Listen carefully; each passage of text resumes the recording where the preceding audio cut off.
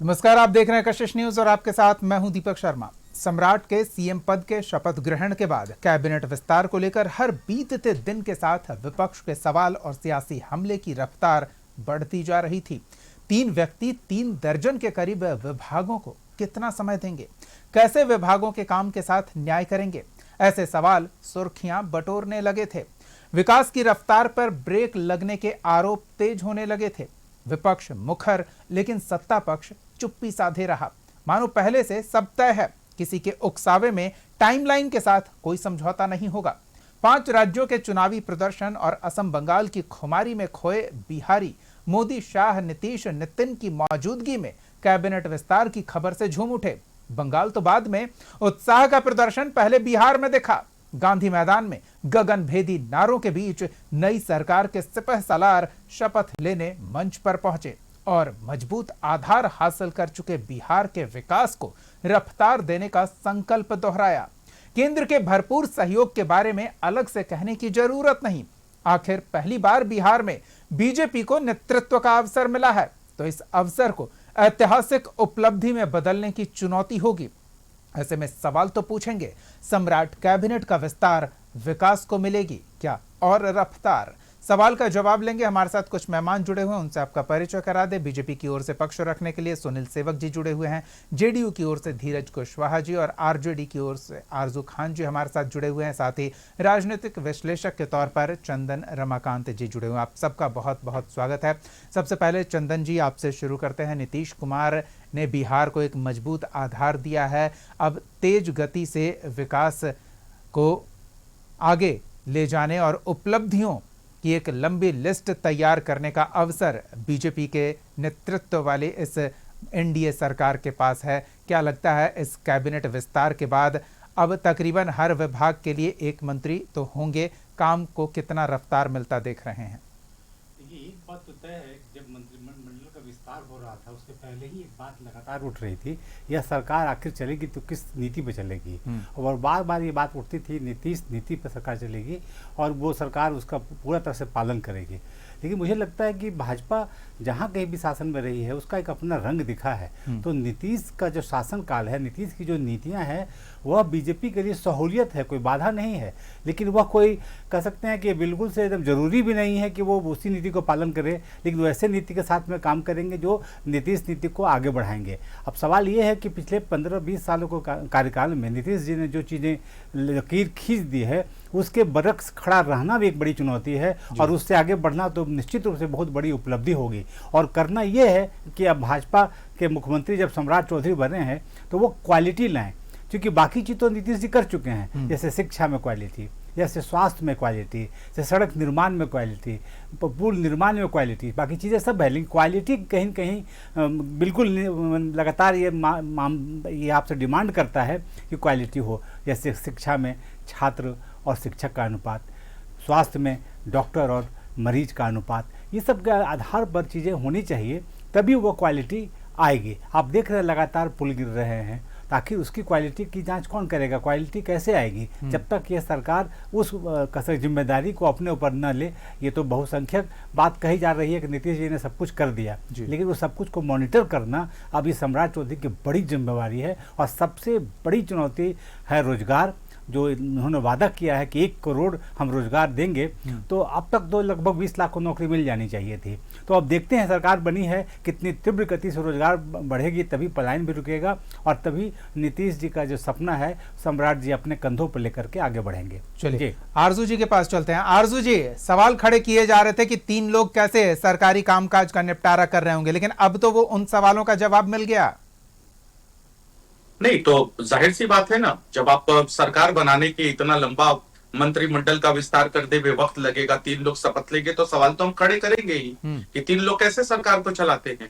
और हर 5 सालों के अंदर 5 बार मंत्रिमंडल का विस्तार हुआ है, तो इसके ऊपर भी हम सवाल उठाएंगे कि इसमें जनता आती कहाँ है। हाँ, आज एक चीज जरूर मामला सामने आ गया है कि जिसकी उपलब्धता जो है शून्य बराबर रहती है जनता के बीच के अंदर, जो पार्टी में ऊपर से लेकर नीचे तक किसी पद के ऊपर नहीं रहता है, वो वीवीआईपी कल्चर के तहत उसको मंत्री बनाया जा सकता है, चाहे वो दीपक प्रकाश जी हो, चाहे वो निशांत जी हो। जो कल तक आदरणीय नीतीश कुमार हमारे ऊपर लगातार कहते थे कि परिवारवादी पार्टी लोग किया क्या, अपने बेटा को बना दिया, बेटी को बना दिया, लेकिन ये चीज वो नहीं कह पाते थे कि leader of opposition Tejashwi Prasad की बात हो या तेज प्रताप यादव की बात हो, बिना किसी पद पर रहे उन्होंने बिहार का भ्रमण किया, उसके बाद सिंबल लिया राष्ट्रीय जनता दल का, फिर जनता ने उनको पसंद किया, चुनकर आए और विधायक दल का नेता बने, उसके बाद डिप्टी सीएम बने, फिर लीडर ऑफ अपोजिशन बने। यहां तो डायरेक्ट भाई आ जा रहे हैं लोग, इसमें जनता बीच में कहां आती है।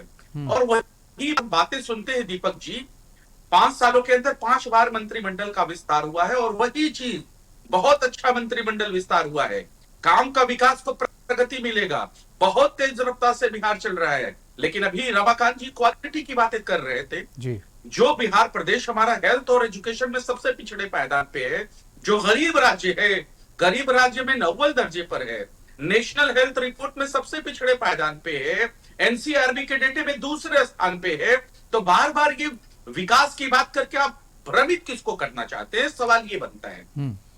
चलिए, भ्रमित किसको करना चाहते हैं, बारी बारी से सुनील जी से यही सवाल कि अब रफ्तार मिलने की कामना कर रहे हैं विकास को, लेकिन विपक्ष का कहना है कि भ्रमित कर रहे हैं बिहार को। पहले सुनील जी आप क्या बार बार वही चीजें आ रही है। बिल्कुल आरजू जी जवाब ले लेते हैं जी।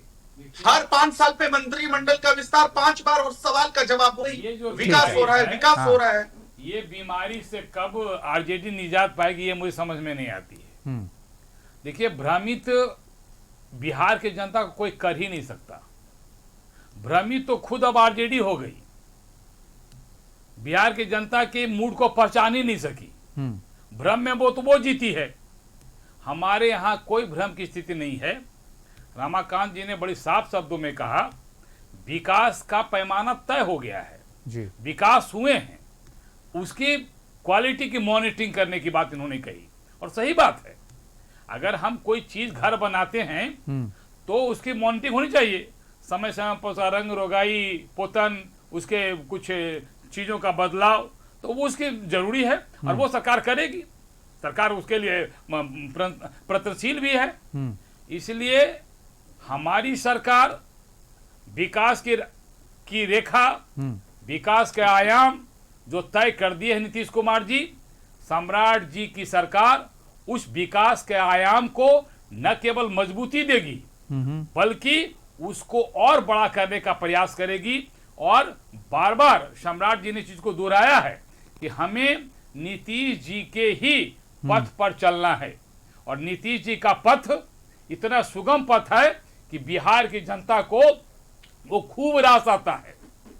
पिछले 20 वर्षों में उसी रास्ते पर चलकर बिहार भी आगे बढ़ा है और बिहार की जनता भी मजबूत हुई है। इसलिए वो सुगम रास्ता है, रास्ता नीतीश जी ने तैयार किया है, बिल्डिंग नीतीश जी ने बनाई है, विकास की अट्टालिका नीतीश जी ने खड़ी की है और अब सम्राट जी उस अट्टालिकाओं को, उस रास्ते को और स्मूथ बनाते हुए आते हैं आरजू जी और उसके तमाम जो क्वालिटियां हैं उसको सुरक्षा भी प्रदान करेंगे, उसको और मजबूती भी प्रदान करेंगे। और ये तय है कि आने वाले दिनों में आप उस विकास की जो मॉनिटरिंग होगी, उस विकास का जो एक मॉनिटरिंग टीम बनेगी, उस टीम हमेशा इस चीज का ध्यान रखेगी कि जो विकास हुआ है वो अस्थायी विकास हो। अस्थायी विकास के लिए हमारी सरकार समर्पित है। चलिए धीरज जी, आपका जवाब। विकास को रफ्तार मिलने की कामना लोग कर रहे हैं, लेकिन विपक्ष कह रहे हैं कि बिहार की जनता को भरमाने का प्रयास कर रहे हैं। वही मॉडल है जो पिछले 20 साल से वही झुनझुना बजा रहे हैं, आगे भी वही बजता रहेगा। देखिए दीपक जी, सबसे पहले तो आज जो कैबिनेट का विस्तार हुआ है उसमें जितने मंत्री लिए हैं शपथ, उनको हार्दिक बधाई एवं शुभकामना है। क्योंकि माननीय मुख्यमंत्री सम्राट चौधरी जी की यही टीम है और इससे बिहार को एक नई दिशा मिलेगी, नया आयाम तक जाएगा।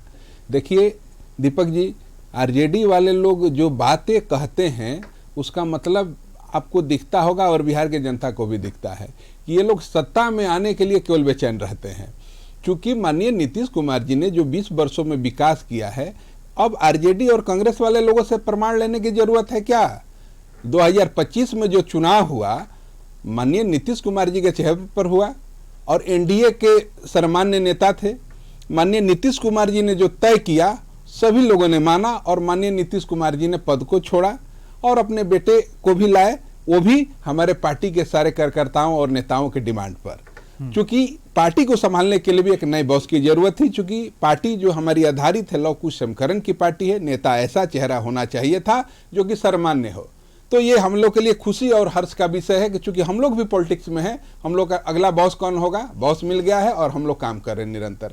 अब ये आरजेडी वाले लोग जो बात कहते हैं, अरे आप बिहार के बारे में जिस तरह से आप लोग गंदगी फैला रहे हैं, ये बिहार की नहीं जनता, पूरे देश की जनता जाने, चूंकि आप लोगों ने आज़ादी के बाद और 2005 से पहले कांग्रेस और आरजेडी वाले लोगों ने शासन किया है, और शासन के दौरान जो रोड पर जो कत्लेआम किए गए, जो बिहार सरकार के खजाने के लूट की गई, जो बिहार का पूरे देश दुनिया में जो पटल पर जो परसेप्शन था इतना गंदा कर दिया गया। चूंकि बिहार इसलिए नहीं जाना जाता था कि यहाँ पर आंख फोड़ा जाता है, बलात्कार किया जाता है, अब रंगदारी फिरौती मांगा जाता है। बिहार जेपी की धरती है, महावीर की धरती है, महात्मा बुद्ध की धरती है, अशोक सम्राट की धरती है, इसलिए जानी जाती थी। लेकिन आप लोगों ने पूरा इतना गंदा कर दिया, इसको हम शब्दों में नहीं कह सकते, इतना गड़बड़ कर दिया कि माननीय नीतीश कुमार जी को धोते धोते 20 साल लग गया।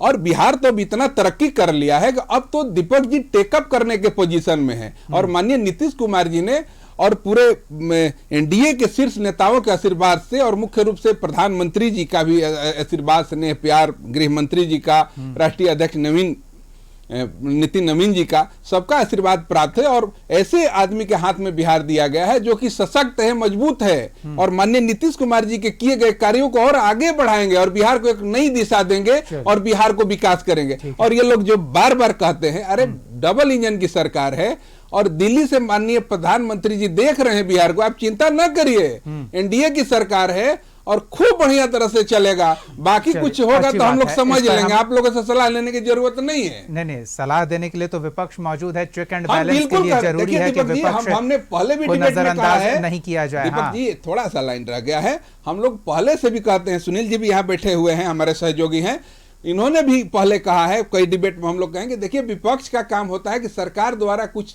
चीजें छूट जाती है, कहीं गड़बड़ हो, उसको आप उजागर करिए। आप दिन भर फोटो खींच कर डालते हैं कि यहाँ मर्डर हो गया, ये हो गया, वो हो गया, वो हो गया। आप जानते हैं पहले रामराज में भी गड़बड़ हुआ करता था, लेकिन आप देखिएगा कि सरकार की मंशा क्या है, सत्ता संरक्षित अपराध होते हैं कि नहीं होते हैं, जो सरकार अभी चल रही है उसके लोग कैसे काम कर रहे हैं, प्रशासन कैसे काम करेगी, उस पर बात करिए ना। आप लोगों पर इतने लगे हुए इल्जाम और आप दूसरे का धब्बा गिनने चले हैं। आप लोग खुद अपने गिरमान में झांक कर देखिए कि आप लोग का क्या ट्रैक रिकॉर्ड रहा है। आरजू जी अपना ट्रैक रिकॉर्ड देखिए, और अब बिहार टेक ऑफ के लिए तैयार है, आसमान की बुलंदियां छूने वाला है बिहार। फिर आपको परेशानी क्यों हो रही है, क्योंकि आपको वापसी का कोई अवसर नहीं दिख रहा? क्यों नहीं परेशानी होगी भाई, मुझे मालूम है मेरी आवाज उनको चुपती होगी, मेरी बातें चुप, लेकिन लटकती हुई सीढ़ियों पे तस्वीरें ट्रेन के ऊपर और शौचालय के अंदर, मतलब बताने के लिए बिहारी मजबूर है, विवश है, लाचार है, लेकिन फिर भी विपक्ष से झूठ भ्रम की स्थिति पैदा कर रहा है।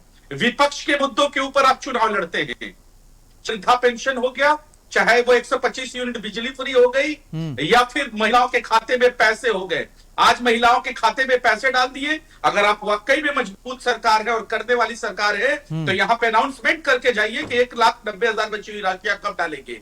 और वो जो वृद्धा पेंशन था, जो हमने कहा था 400 से बढ़ा के 1500 करेंगे, उसको आपने 1100 किया और फिर उसको बंद कर दिया। आज आप बता के जाइए कि उसको कब चालू कर रहे हैं। और 125 यूनिट बिजली फ्री जो हमारी वजह से आपने किया, जबकि हम 200 यूनिट ही कहते हैं। आप आज कह के जाइए कि शाम में 5 बजे से लेकर रात के 11 बजे तक 8 रुपए 10 पैसे जो देश में सबसे ज्यादा बिजली यूनिट दर आप वसूलते हैं, इसको बंद कर दीजिएगा। चलिए, तो तमाम चुनौतियां हैं जिसका सामना करना जरूरी होगा।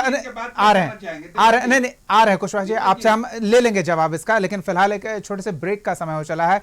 ब्रेक के बाद लौटेंगे तो इस बातचीत को जारी रखेंगे। बिहार के विकास को और कितनी रफ्तार सम्राट की ये नई टीम देने वाली है, उस पर हम बातचीत कर रहे हैं। जल्द लौटते हैं, बने रहिए हमारे साथ।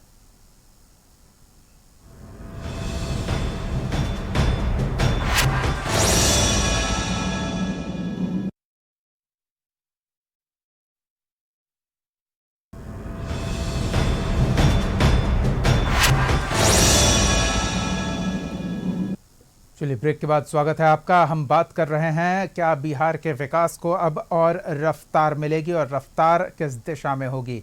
गगनचुंबी उपलब्धियों को हासिल करने की दिशा में बिहार आगे बढ़ रहा है, ये धीरज कुशवाहा जी कह रहे हैं, लेकिन आरजू खान जी इस पर आपत्ति जता रहे हैं। आरजू जी, जल्दी से, आपकी बात थोड़ी अधूरी रह गई थी, हम चाहेंगे उसे पूरा कर लिया जाए। जी देखिए, मेरे गार्जियन हैं सुनील सेवक जी, उन्होंने कहा कि नीतीश कुमार जी रहेंगे, मार्गदर्शन में रहेंगे, मार्गदर्शन मिलता रहेगा। अभी तक हमने देश में यही दिया है कि जो इनके प्रधानमंत्री, हम सबों के प्रधानमंत्री कहते थे कि लाल कृष्ण आडवाणी जी के पद चिन्हों पे चलेंगे, विनय कटियार जी के पद चिन्हों पे चलेंगे, मुरली मनोहर जोशी जी के पद चिन्हों पे चले हैं, उनसे एक भी चीज उनसे बात नहीं करते, वार्ता नहीं करते हैं। हमने धनखड़ जी बातों का हम क्या करेंगे? अरे जो पद से चला जाता है वो चला जाता है। अब अगर लकीर बिहार प्रदेश के अंदर खींची जाएगी तो वो जनता दल यूनाइटेड और भारतीय जनता पार्टी के बीच में खींची जाएगी, और वो लकीर खींच दी गई है आदरणीय सम्राट चौधरी जी की तरह। 2026 के पीछे 2025 आता है, 2020 आता है, 2015 आता है, 1990 नहीं आता है। मैं ये स्पष्ट रूप से आपको कहना चाहता हूं। तो अगर लड़ाई वो लड़नी है भारतीय जनता पार्टी को, तो भारतीय जनता पार्टी का है मुख्यमंत्री, वो जनता दल यूनाइटेड से लड़ेंगे, राष्ट्रीय जनता दल से वो नहीं लड़ सकते। चलिए, ये बड़ी बात कह दी सियासी मायने में भी और सरकार के कामकाज के लिहाज से भी कि आपको compete करना है जेडीयू के नेतृत्व वाली सरकार के कार्यकाल से, न कि आप 90 से पहले चले जाएं और लालू प्रसाद यादव के नाम के पीछे अपनी नाकामियों को छिपाएं। धीरज जी, जल्दी से इस पर आपकी प्रतिक्रिया। देखिए, हम तो यही कहना चाहते हैं कि अभी आरजू जी ने जो कहा, देखिए भाजपा और जदयू का जो अलायंस रहा है नेचुरल अलायंस रहा है, और शुरू से बीच में थोड़ा सा इधर उधर हुआ, उस बात पर हम नहीं जाएंगे, वो गलती थी, प्राकृतिक आपदा लेकिन कह हाँ, सकते हैं, आपदा कह सकते हैं, बिल्कुल जी। अभी हम ये कहना चाहते हैं कि ये कह रहे हैं, एक बात बता दे रहे हैं कि आप चिंता न करिए, जदयू खूब बढ़िया माननीय नीतीश कुमार जी के विचारधारा पर चलेगा और भाजपा अपने विचारधारा पर काम कर रही है। ये कोई आरजेडी और कांग्रेस के विचारधारा पर नहीं काम कर रही है। आप चिंता ना करिए। आप चूंकि बिहार के जनता ने आप लोगों को काम दे दिया है कि जाइए माननीय राहुल गांधी जी के साथ में मछली मारिए, क्योंकि आप लोग के आपसी, उनका काम ही यही है कि आपके कामकाज में वो बिल्कुल नहीं ये कह रहे हैं ना कि भाजपा और जदयू आरजेडी से नहीं लड़ सकता है। तो बिहार की जनता ने ऐसा मैंडेट इन लोगों को दे दिया है, साफ कर दिया है, ये लोग आपस में ही लड़ रहे हैं, हम लोगों से क्या लड़ रहे हैं वो देखा जाएगा, वो क्या कर रहे हैं, वो उनकी समस्या है। आपकी समस्या ये है कि आपको करके दिखाना है, कोई रुकावट है। आरजू जी जदयू और भाजपा से चिंतित है, इसलिए हमने कहा सुनील जी आप अपना घर को देखिए, आप कांग्रेस और आरजेडी वाले लोग अपना समझिए। धीरज जी, कैंडिडेट देखकर आप लोगों ने जो तमाशा किया बिहार की जनता देख रही है, वो तो लोग लालच के लिए हम कैसे जीत जाए, वही काम किया कि आप लालू प्रसाद यादव के नाम के पीछे अपनी नाकामियों को छिपाने का कोशिश करेंगे, वही तो वो कह रहे हैं और आप वही करते नजर आ रहे हैं। सुनील जी, आप क्या कहेंगे? चुनौती होगी नीतीश कुमार के मौजूदगी में उनसे लंबी रेखा खींचने की? देखिए, धोखा देने का चरित्र आरजेडी का है, आरजेडी के नेताओं का है। ये दरवाजे खिड़कियां आपकी तरफ से बंद हो रहे थे। सुनील जी, पुरानी बात आगे की बात कर ले। सुन लीजिए जी। अभी आरजू जी ने कहा कि आडवाणी, विनय कटियार, क्या क्या नाम ले लिया। भाई, आप ही के विपक्ष के नेता अपने ही बापूजी के पोस्टर से तस्वीर गायब किया था। ये धोखेबाजी का चरित्र आरजेडी के पास है। फिर मैं कह रहा हूँ, इसीलिए आप बेफिक्र रहिए, ये चरित्र एनडीए का नहीं है। नीतीश जी को गार्जियन माना है, वो ताउम्र गार्जियन मानेंगे जब तक नीतीश जी रहेंगे पृथ्वी पर। ये उनका नेतृत्व मानेगा, अब ये को मानेगा। ये चरित्र आपका है, वो ठीक है। सुनील जी, एक और गंभीर आरोप उन्होंने लगाया, चाहे सरकारी कामकाज के लिहाज से हो या सियासी मसले के लिहाज से हो, लालू के नाम के पीछे अपनी नाकामियों को कब तक छुपाते रहेंगे? मैं फिर कह रहा हूं, लालू के नाम के क्यों छिपाएंगे? लालू जैसा चरित्र तो किसी का होना ही नहीं चाहिए, क्यों उनको छिपाएंगे भाई? पाप हो जाएगा करके उनकी परछाई में अपने काले छुपा रहे हैं। मैं फिर कह रहा हूं, उनकी कोई परछाई क्यों हम लेंगे उनका?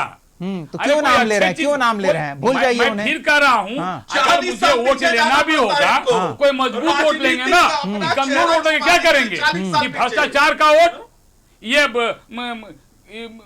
अशिक्षाकारों में वोट हम क्यों लेंगे? चलिए सम्राट देख लेते हैं चौधरी देख लेते हैं क्या होता है। हम थोड़ा नीतीश हम कुमार जी के समझते हैं विकास का सम्राट वोट चौधरी को लेंगे। ठीक है, हम चंदन जी से जो समझने का शिक्षक प्रयास है, करते हैं। चंदन जी भ्रष्टाचारी ने है, ठीक है, आरजू जी आरजू जी आप सम्राट चौधरी को बोल रहे हैं, हमको नहीं पता नहीं है। देखिए, आप जो हमको कह पता रहे हैं है मैं वो सम्राट बातें चौधरी कह को चुका बोल हूं, रहे हैं। वो आपको मैं निराश नहीं करूंगा। जरा हम चंदन जी से समझ लेते हैं।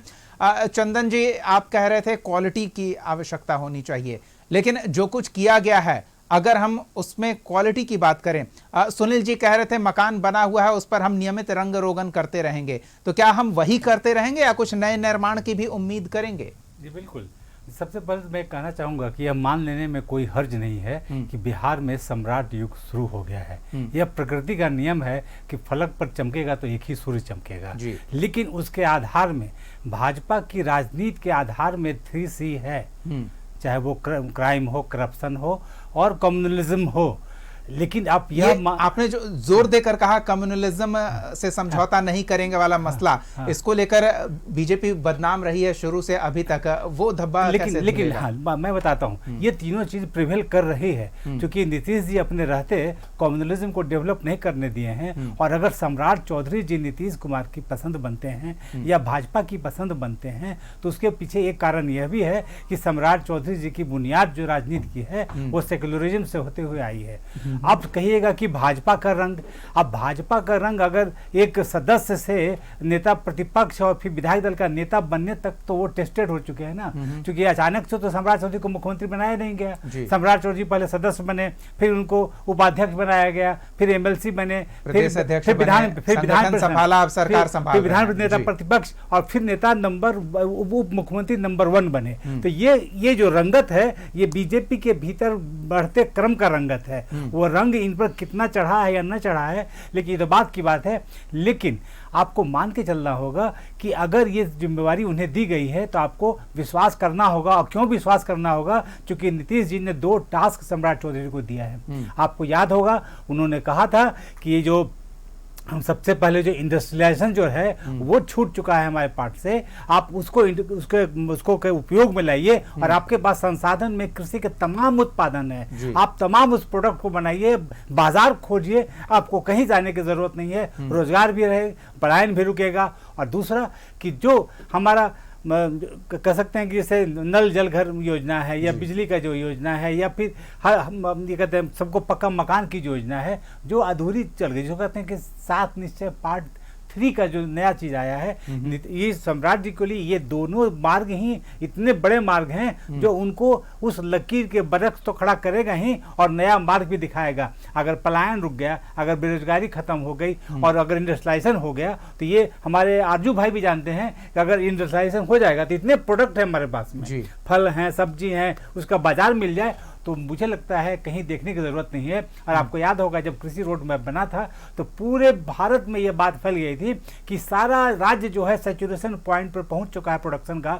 एक बिहार है, फिर उत्तरी उत्तर प्रदेश है और फिर नॉर्थ ईस्ट है जहां की प्रोडक्टिविटी रेट को बढ़ाया जा सकता है, क्योंकि हाईएस्ट रीच हम नहीं पा पाए हैं। इसीलिए नीतीश कुमार जी ने सम्राट जी को यह काम छोड़ा है कि आप इस बिल्कुल हमने अपने संसाधनों का पूरा दोहन नहीं किया है। जाने की जरूरत नहीं है। तो एक तो सवाल उठ रहा है कि अब तक नीतीश कुमार ने क्या किया था। दूसरा, आपने कहा कि सम्राट चौधरी सियासत के फलक पर सूर्य की तरह अपनी चमक बिखेरेंगे, लेकिन आपने अपने पूरे वक्तव्य में सम्राट चौधरी को नीतीश की आभा में छिपाकर ही प्रस्तुत किया है। तो फिर कैसे माने ये जो बीजेपी का छाप बिहार की सियासत और बिहार के विकास पर आने वाले दिनों में हम महसूस करेंगे, वो क्या महसूस करेंगे हम? नीतीश जी और भाजपा के बीच का जो पतली सी लकीर जो सेक्युलरिज्म का है उस बीच में सबसे फिट सम्राट चौधरी बैठते हैं।